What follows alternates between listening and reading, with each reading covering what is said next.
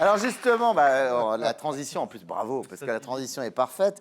La Coupe du Monde de football donc, commence pour les Bleus, en tout cas pour l'équipe de France, demain. Un événement sportif qui suscite de nombreuses polémiques. Pour commenter ce match exceptionnel en avance, nous, on vous offre déjà le match. Il fait évidemment une personnalité exceptionnelle.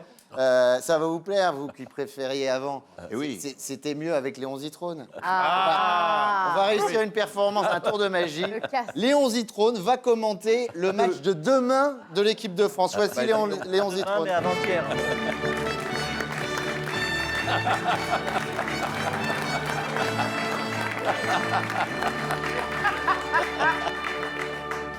Mesdames et messieurs, salam alaikum. Bonsoir à tous et à toutes, même si pour vous, mesdames, il vous est interdit ici de regarder le match tant que vous n'avez pas descendu les poubelles. Je suis particulièrement honoré, mesdames et messieurs, bonsoir, de vous retrouver en direct depuis le stade Sépulture, surnommé ainsi en hommage à celles et ceux qui l'ont construit.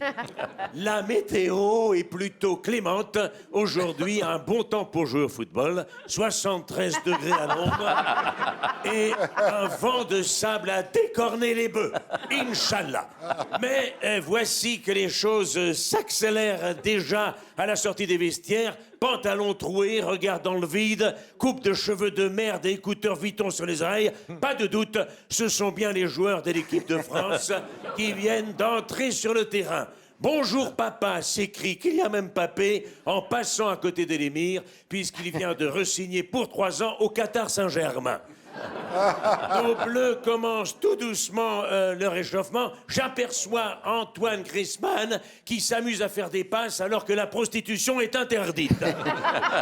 Voici que Michel Platini fait son entrée en tribune. Il porte dans ses mains 2 grosses valises très lourdes. Il fait un check au chèque qui lui fait immédiatement un chèque.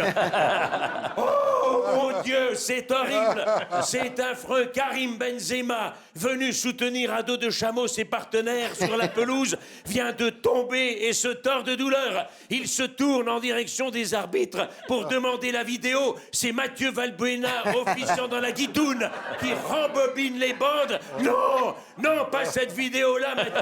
Oh là là, c'est l'Archouma. Voici que sur le grand écran apparaît la fameuse sextape. Et comme sur un terrain, on y voit Valbuena qui la met encore à côté. Devant ces terribles images, l'émir du Qatar est en train de s'étouffer avec son cigare. Vite, vite, faites-lui des tapettes dans le dos, s'écrie Michel Platini, qui se fait immédiatement plaquer au sol, car ici les tapettes sont interdites.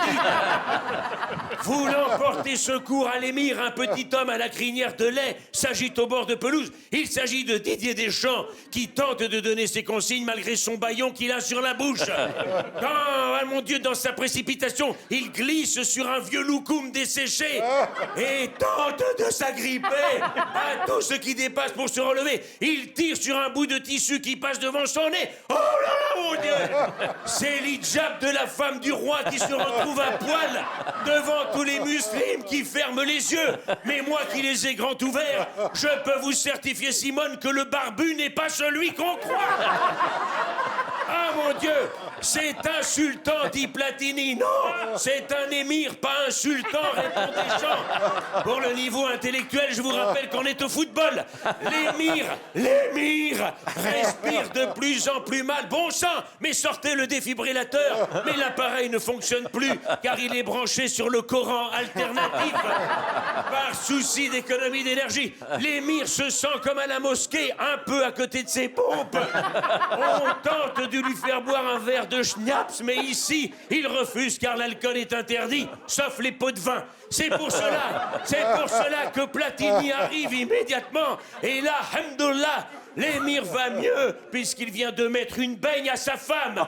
Et devant les caméras de Walid Mokhtar, il répudie Samouker qui doit rejoindre les 5 autres au golf.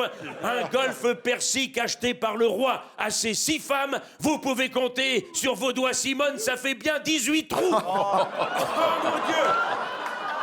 Oh mon Dieu, mon Dieu!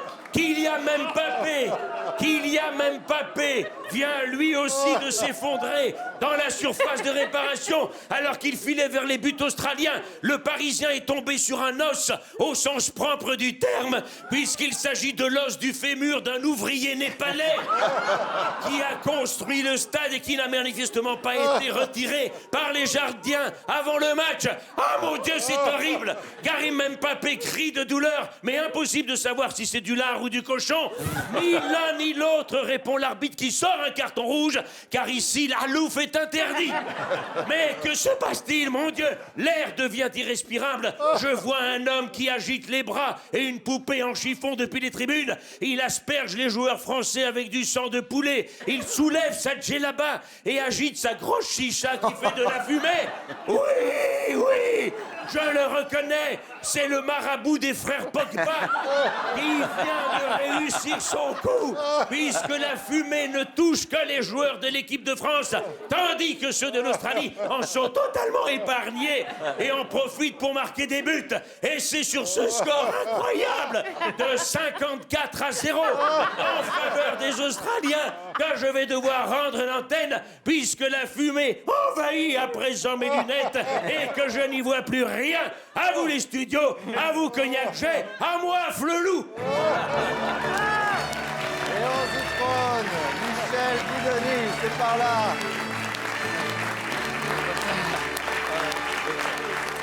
Alors, d'abord, il est complètement fou. C'est un timbre, complètement fou. Bah, heureusement.